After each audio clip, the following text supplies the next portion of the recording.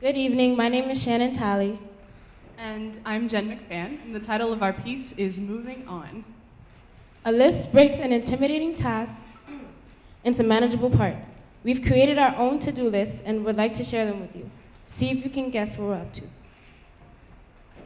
I'm going to have to dress for the cold. I'm told Russians are annoyed when people assume the entire country has a Siberian climate, yet I assume it won't endear me to my new Russian hosts to dress like I'm wintering in Tampa.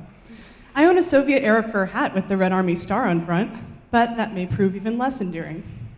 I will need clothes, but I will probably buy most of them there so I can fit in with the cool kids. Because I actually want to look nice sometimes and not parade around in the campus sweats and sweatshirt 24/7. Don't get me wrong, I love being comfortable as much as the next person, but it doesn't kill to look nice sometimes. Not too nice though. I don't want my roommates asking to borrow any of my clothes. The main point of going to live in Russia is to learn Russian, which means buying textbooks. I haven't looked twice at a textbook in 5 years. I vaguely recall that they are expensive, and that the school bookstore will try and buy them back for 0.1% of their actual value, which I have warned Shannon about. I wish I were like Antonio Banderas in The 13th Warrior and could sit around listening to Russians speak until the language imprinted itself onto my brain. But the sheer amount of Russian pop music I've listened to and subsequent lack of fluency suggests that I cannot. I will need textbooks and their pages upon pages of conjugation exercises.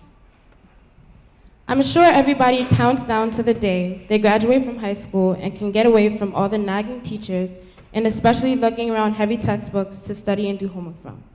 But when we stop to think, we realize that unfortunately, they're still part of the learning process in college, and apparently they aren't free. I guess I'd need money even if I stayed in New York. I will need rubles. I've applied for fellowships to make a dent in the tuition expense. I have no idea how 18-year-old me thought $45,000 a year was a reasonable expense. $18,000 now seems obscene. I imagine it has to do with the way 26-year-old me pours paycheck after paycheck into the black hole that is Sally Mae, and yet my loan debt holds steady as I row against the current.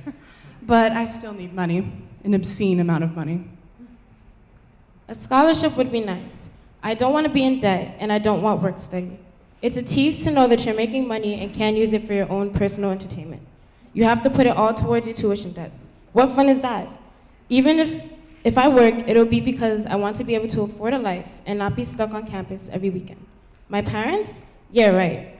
I think my weekly allowance will stop as soon as I take a step out the door with my suitcase. I think they're secretly counting down the days. But come on, have you heard of mail?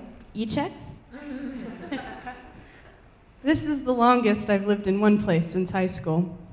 I thought this mobility was a skill to maintain at the expense of happiness.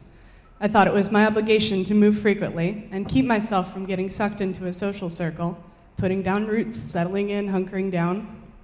In the 23rd hour before I moved to Pittsburgh last April, my friend Lisa saved me from myself, saying, "You don't move away from a place, you move to one." As usual, she was right. This extra year and a half Lisa gave me was priceless. I needed to make the Dorothy Gale realization that you can learn about yourself in Astoria as easily as in the Republic of Georgia.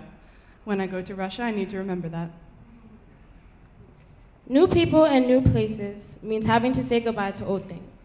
This will be the first time being away from my parents for more than a week, and I have to admit that I don't really know what to expect. I don't know whether I'll be excited or if I'll be homesick within the first hour, but it's a new experience that I'll have to live at some point.